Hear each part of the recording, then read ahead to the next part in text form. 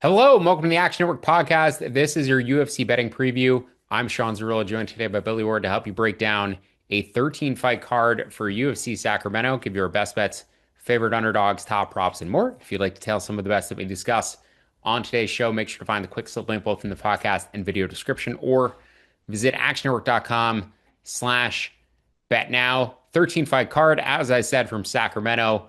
Prelims 5 p.m., main card 8 p.m. from the Golden One Center in Sacramento, California. Main event, Anthony Fluffy Hernandez about -185 going up against Gregory Hobocop Rodrigues, 5-round middleweight bout.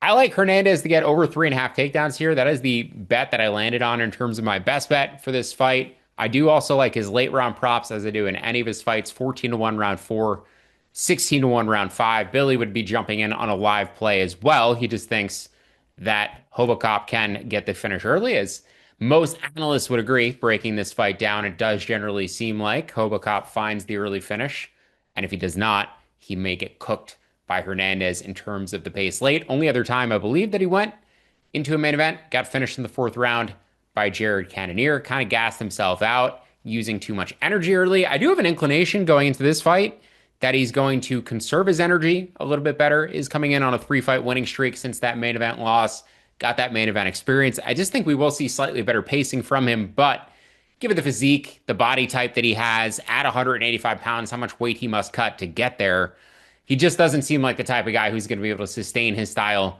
for 25 minutes and against the flight in a fight against Fluffy Hernandez, who is going to push a pace and grapple you a lot and force you to counter grapple. You're going to tire out almost guaranteed unless you're able to finish him first. So Hernandez over 3.5 takedowns, -115. Hobocop, great jiu-jitsu player. Better offensively. I think he may be able to get held down a little bit, but also he's going to be able to scramble up, get back to his feet. And Hernandez hopefully takes him right back down and gets us over that 3.5 number. I projected it closer to 5, so I like it up to 4.5 at -115. And then again, those late round props, 12 to 1 round 4, 15 to 1, or 16 to 1 round 5, in addition to a live bet probably after round 1 or during round 2.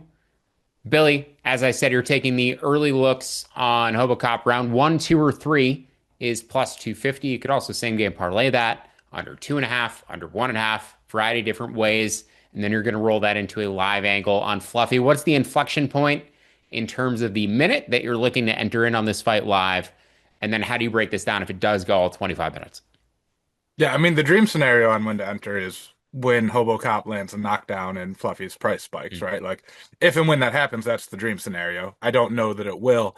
I actually originally came into this thinking I'd be looking for Hobocop by knockout, but the 1, 2, and 3 is a better price most places than his knockout prop. And I think his odds of getting a submission in the first 3 rounds, given his jiu-jitsu experience, is considerably higher than a fourth or fifth round knockout against a guy like Fluffy Hernandez. You can pace yourself all you want, or try to pace yourself all you want. He won't let you. Like, there's guys I grapple with at the gym all the time, some of the younger kids.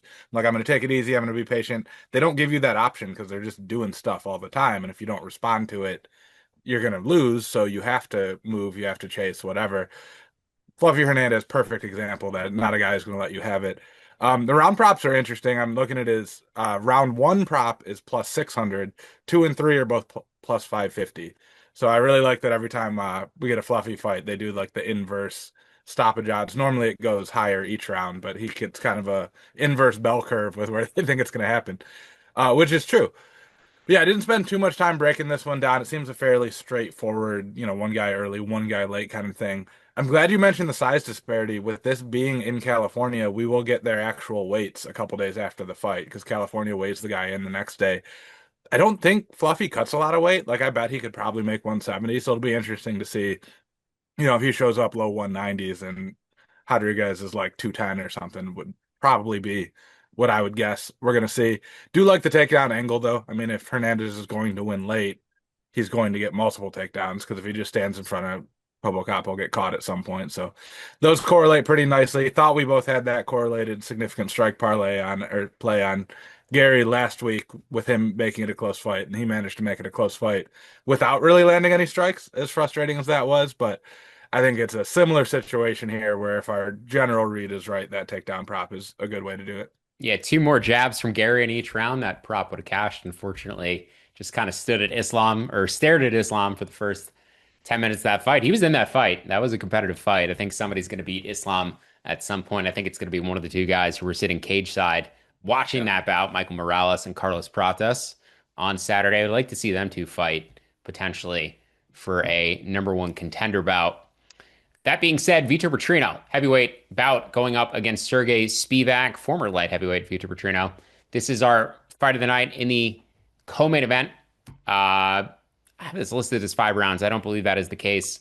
Yeah. I have two angles here that I like: Petrino by KO or Spivak by sub. I like it to end inside the distance, but I don't show value on the ITD prop or the unders. I do show individual value on those two finish props. There are books who let you play the double chance with one fighter by one method, the other fighter by another method. So I might try to see if that number is actionable. Again, Petrino KO or Spivak by sub. The prop that I like here, Petrino under 39.5 significant strikes. If he's landing that frequently on Spivak, I think he's going to hurt Spivak and finish him. So kind of correlated to the KO prop, the under for Petrino. Or he could just get out grappled, or they could spend a lot of time grappling with one another and get tied up, have a boring heavyweight fight where neither of them really clear 30 significant strikes. Billy, you're going with Petrino at minus 140, or alternatively, same price range, Spivak under 1.5 takedowns at minus 135. Also curious about your thoughts on that Petrino under 39.5 strikes bet, and then how you see this one playing out. Yeah, 100% agree with the strikes where just he won't need that many. So either he doesn't land them or he does land them and Spivak falls down. So yeah, really like that one. Interesting angle here. Petrino is bigger or has weighed in at a heavier weight than like Dolidze, who Spivak just fought, but is clearly like faster and more athletic than most heavyweights. Mhm. So I'm not really that worried, even though he's the former light heavyweight. Like he's going to be effectively the same size as Spivak and faster and able to move better. Has pretty good grappling defense, generally takedown defense. But what really did it for me is I wanted to bet Petrino, and then I looked at Spivak's record. He is 6-1 in fights where he lands two or more takedowns. His under 1.5 takedown is a slightly better price than Petrino's money line. So assuming you can get down a similar amount on both of those, it makes more sense to take the under takedown. He could submit him with the first takedown, right, and still cash the takedowns, but not the money line. And I think if he gets two takedowns, that means he's won 2 rounds. So the only way for Petrino to win is a third round knockout or finish, which is in his bag, right? He's a hard hitter. He throws a lot. He's dynamic. But yeah, I don't think he's ever been. He got taken down multiple times by Anton Turkalj in his UFC debut. Never since then. 79% takedown defense. We got a bigger cage. He's faster. He's going to move. He can grapple a little bit himself.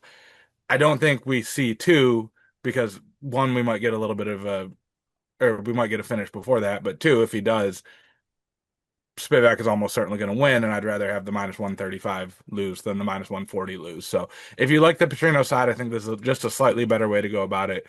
Gives you a little bit more outs at a better price. With all that said, we've got Dan Tom breaking this one down, so look out for that. Full fight preview. I pivoted off to a different fight this week.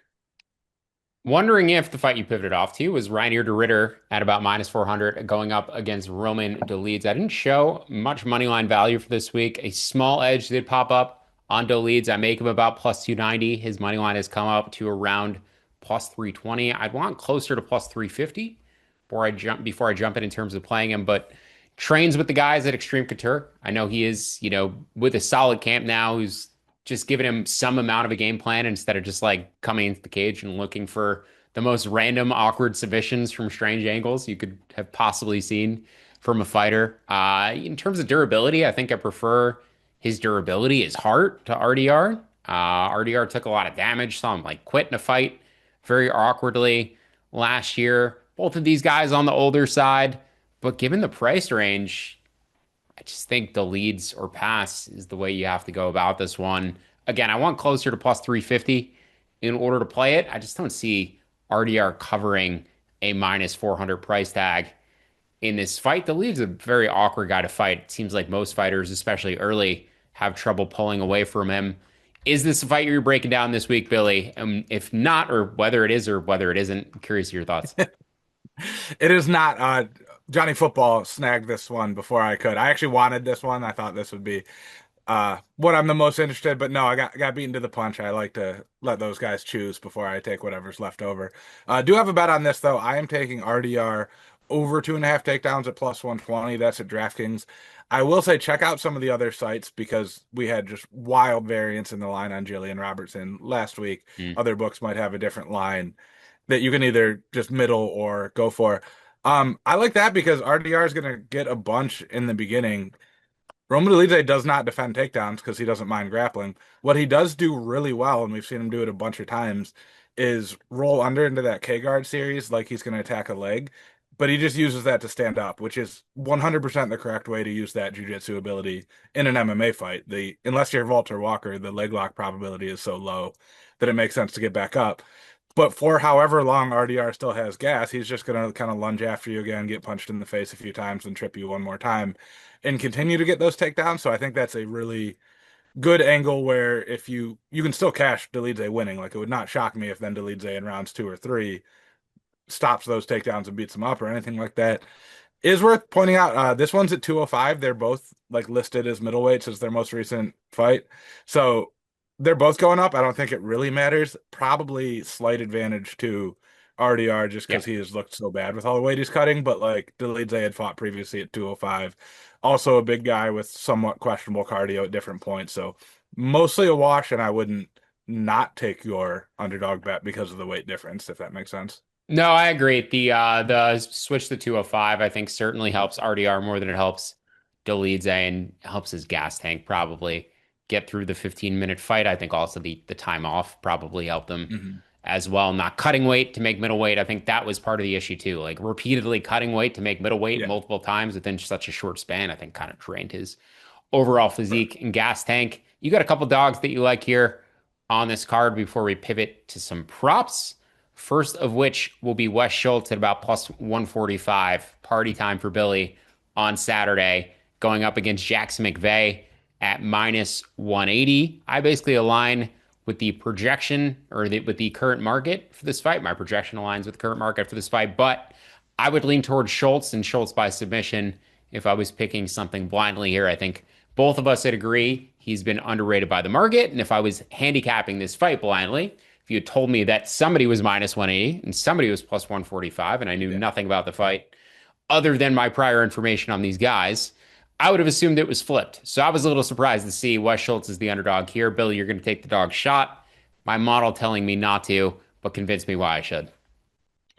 I'm not going to have a super convincing case. I don't think either of these guys are very good. They are both good at something, and those are different things. Jackson McVeigh is a big, powerful, kind of awkward striker, southpaw, so he comes at a different angle.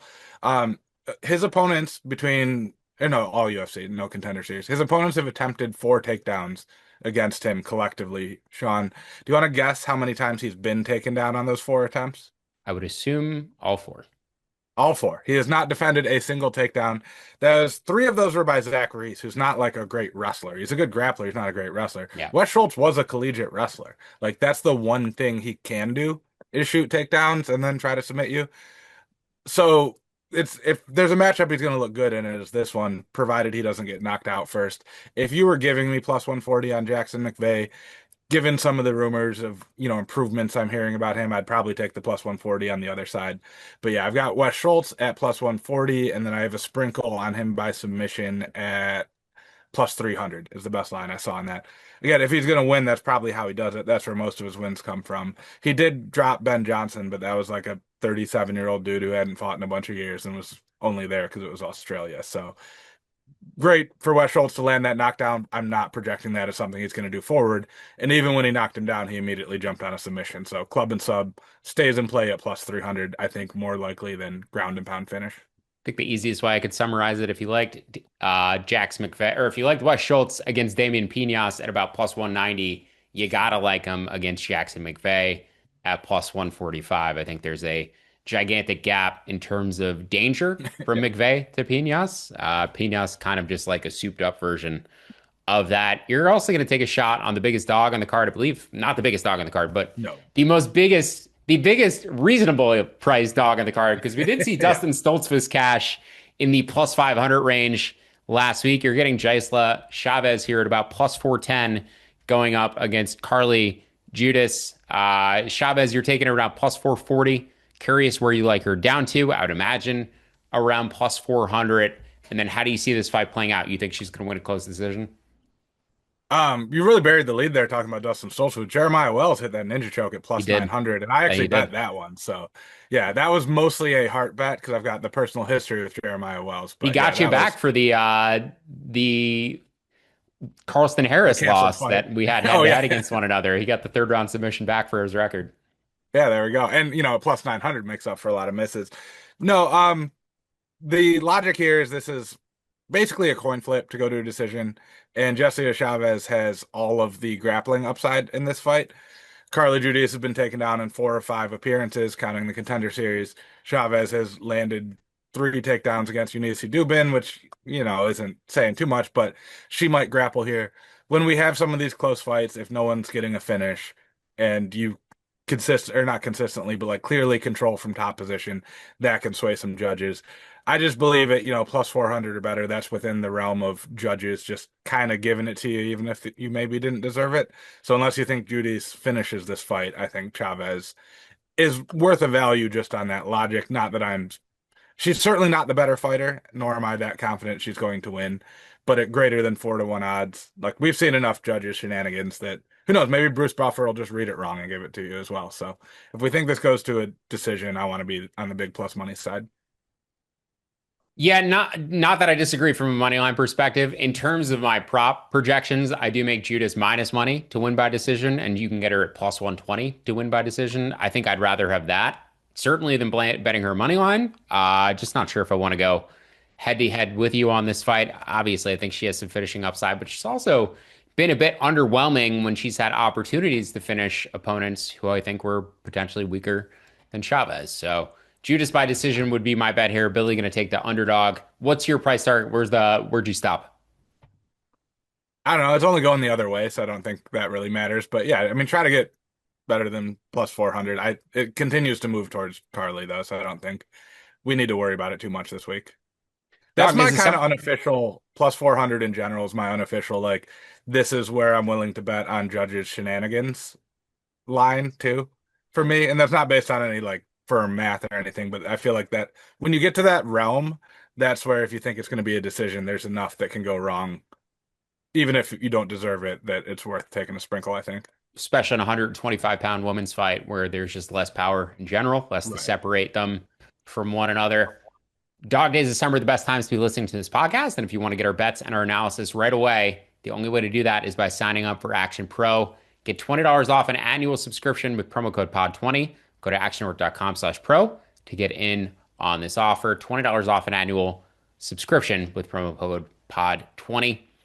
Let's continue to discuss some of the props that we like on this weekend's card. Both got a couple KO props here. We mentioned the West Schultz sub prop. We talked about the RDR takedown prop.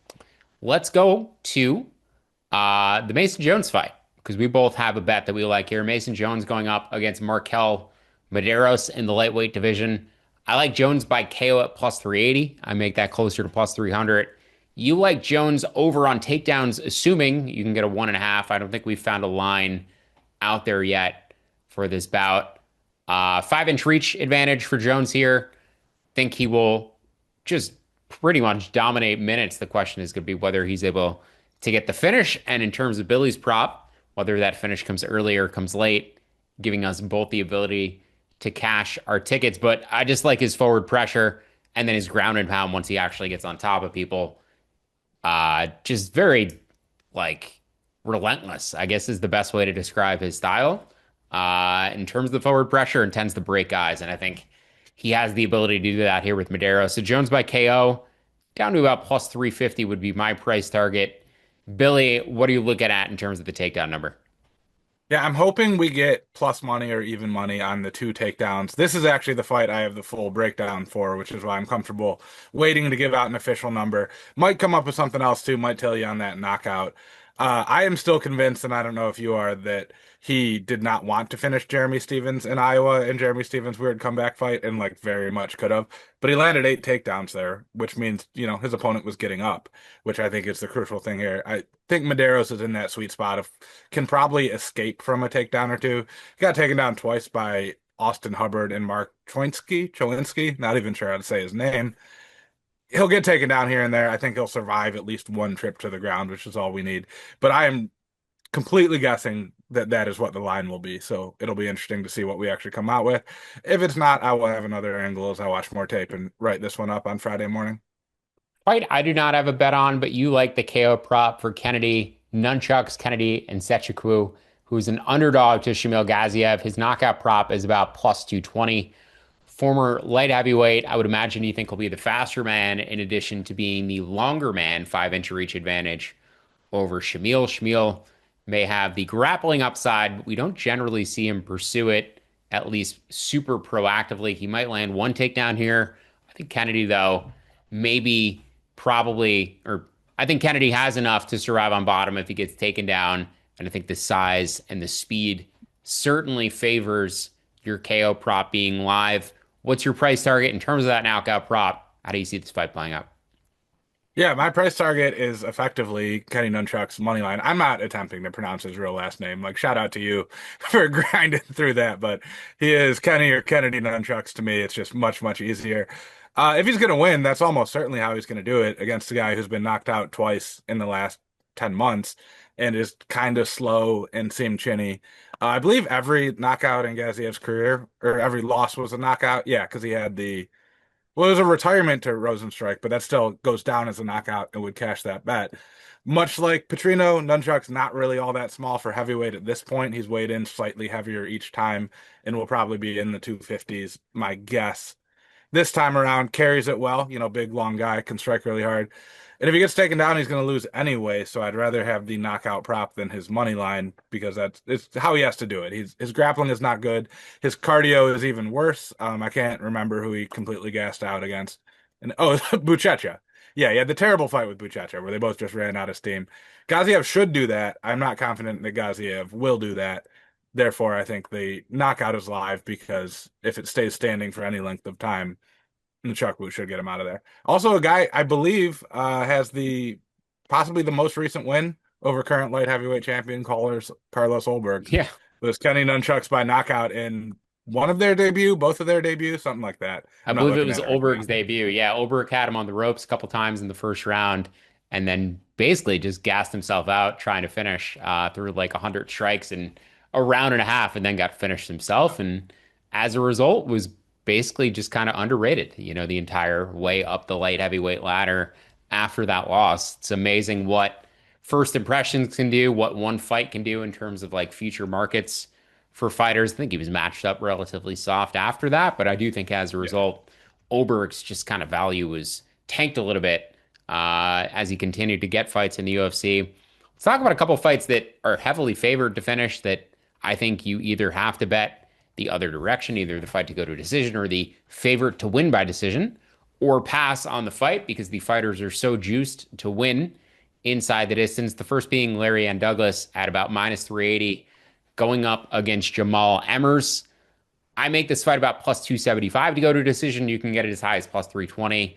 I also make Douglas by decision around 4-1. You can get it as high as 6-1. He is an aggressive finisher, has finishes throughout his career. Emmers is 37 years old, but he is competitive in all of his fights. He's extremely well rounded. Chance he gets chinned here is reasonably high, just not quite as high as I would make it, or I should say it's not quite as high as I would make it. I have this again, I'd make his decision prop about 4-1. I would take a small poke down to 5-1, but nothing I'm rushing to the window to play. Do you have any thoughts or bets on this fight, Billy? This is another one I'm very interested to see the takedown prop. Jamal Emmers is another occasional grappler, right? In the Yeah. correct matchups, he will go for it. Sometimes in the incorrect matchups, like against Jack Jenkins or Pat Sabatini, when he doesn't need to. But for him to survive Douglas, I think he needs some takedowns. I think he has the ability to get those. So if you're on Sean's angle here, it might be a good idea to also do some kind of ladder on Larry and Douglas takedown, something like that, because he could hit that ladder, win the fight thanks to his takedowns. Douglas has been matched up in a way that hasn't exposed him to that. He's never been taken down in the UFC or Contender Series, but he has a 0% takedown defense rate because no one's tried. So kind of an open question. That'll be my angle if the books allow us to ladder those up to 3, 4, 5 at a big plus money. The other being Marcio Barbosa, maybe my favorite prospect in the UFC, going up against Ryan Cuse. Barbosa minus 950 on the money line. His decision prop is plus 1300. I think that should be closer to 10 to 1. It is just a humongous number for any fighter to win by decision in a 15-minute fight, but he has been a very reliable finisher throughout his regional career. Finished very violently in his UFC debut as well. Do you have any thoughts or bets on this fight, Billy? It would be Barbosa by decision of plus 1300 for me or pass. I'm inclined to pass, but it is a big number. I like the sprinkle there. I mean, I don't know anything about Ryan Coos, but looking at his record this week and some of the guys he's fought, you could argue this is a step up for Barbosa after knocking out Dennis Bazooka in his last fight and Damon Wilson before that. So it's not a horrible case to make. Again, you can't be that wrong at plus 1300, but Coos has fought some UFC level guys and both of his losses are decisions. So yeah, it makes sense. I get the angle. Yep. Uh, and then let's move on to your best bet for this week. Or actually, sorry, I have one more prop I want to discuss, one more decision prop. Chanel Dyer minus 720 against Elise Reed, who's closer to plus 500. Dyer, I make decision plus 125. You can get that as high as 2 to 1. She's 8 years younger, has a 2 inch reach advantage here. How do you see that one playing out? Yeah, I don't like that one as much. Elise Reed has 5 losses in the UFC and has been finished in each of them. So that's another one, though. If you think that's likely, it has to be via takedowns by Elise Reed, and you're going Mm-hmm. to get a big price on those because they expect the fight to end early. So if you think Elise Reed can be competitive enough to get it to a decision, probably get a better price on, 2 takedowns against a Muay Thai fighter. So I think there's something there. I can see the case, but I wouldn't personally put any faith in Elise Reed surviving 15 minutes. Let's discuss your best bet for this weekend's card. I had a difficult time finding a best bet for this weekend. I had a difficult time finding much money line value or prop value on this card definitively. We'll see what I end up writing up as my best bet for this weekend, but you've got one with Christopher Padilla, Taco Padilla at about minus 102 against Nasrat Harqparast. This fight was around a pick'em. Harqparast has started to gain a little bit of momentum towards being a slight favorite. Padilla, the 2 inch reach advantage, both 31 years old. Feel like Taco is generally disliked by betting analysts and the betting public, myself included. I've tried to bet against this guy a few times, unsuccessfully so. Does seem to be getting a lot of public love this week. Tapology, MMA Junkie votes, picking Taco as a pretty clear 70% side, despite the pick'em odds. Normally, that would lead me to the bet on Ross, but actually, the betting splits and the sharp bettors seem to be on Padilla as well. So you're taking Padilla. I make him about minus 120. I would be interested in laying him up to around minus 110. What's your price target on Taco? And where would you bet him to? Yeah, I think I got plus 102 earlier in the week. This line has kind of moved both ways at different points, which makes it hard to analyze from that standpoint. The short answer is Padilla's never really lost a striking match in the UFC. I mean, he's never lost any fight in the UFC because he has the majority decision. And that was the weird one where Buffer, I believe, read it for Mederos and then came back 5 minutes later and said it was actually a draw. And it probably should have been Padilla. Like if you look at the numbers or the MMA decisions page, like most people were think Padilla should have won that outright, which is how I arrived on this bet in the first place, was just looking at that majority decision. Probably should have gone his way. Harqparast got knocked out in his last fight, doesn't really grapple at all. Seems like a guy who's going to be willing to just exchange strikes with Chris Padilla. And the high volume Muay Thai from Padilla just wins rounds at a really reliable rate. Harqparast kind of has the same thing to him. But at this point in his career, Harqparast, coming off a bad knockout in his last fight, long time ago. But we've seen him starting to get hurt. He's been hurt a couple times before. I like the upside for Padilla here. I want plus money. I'm hoping we can still get plus money at different points or different books, but down to about minus 110 or so, I think is okay. Fight that I want to discuss here because I do like two potential angles, but on either side of the matchup. Gage Young going up against Stanley Dorsanville, Stan the Drill Dorsanville. A lot of nicknames you could do when your last name is Dorsanville. I mean, the Anvil Dorsanville is just way too obvious, but there's a variety of directions you can go. I'm not sure if I love the Drill as the optimal nickname choice. Amongst those, we've liked Gage Young on this podcast. He was our best bet for both of us last time he fought. in a reasonable price range here. He was supposed to be an underdog to Cody Steele. Cody Steele pulled out. Gonna get Dorsanville in his UFC debut. Seems like Dorsanville, based upon the betting odds, may have some grappling upside, but we do like Gage Young's volume in a 15-minute fight. Fight IQ, maybe a little bit questionable, especially his last fight when he was dancing in front of his opponent with the ability to finish him on the mat after hurting him, not making him stand up. Also a questionable move, but I do like Gage Young by decision. About plus one or about plus 200 is where he's listed. I make him closer to plus 160. And then Dorsanville inside the distance is plus 425. I make that closer to plus 350. Do you like either of those bets, or do you like Young on the money line at about minus 150, Billy? I have a follow-up question for you. Are you basing that split on it being a short notice fight for Dorsanville? Is that kind of why you're saying him inside the distance as his better path to victory? Or is this No, just a mix? not necessarily. That was just how the model like kind of worked Okay. itself out in terms of the numbers. I think he can absolutely win a decision. I would assume you're leading to he was already in full camp. Yeah, I want to throw that out there. He was supposed to fight next weekend, and Mm. it got moved up 1 week. So, like, if anyone out there is handicapping it, like, don't. It's a short notice opponent switch, but one that affects both people equally, not some guy who they just pulled from wherever and bumped up a weight class. So, yeah, I think that's a decent read. It feels like Gage Young is due for some stoppages with how like violent he throws and how, more importantly, how much volume he throws, but they haven't really came against anyone good yet, so I don't know why it would here.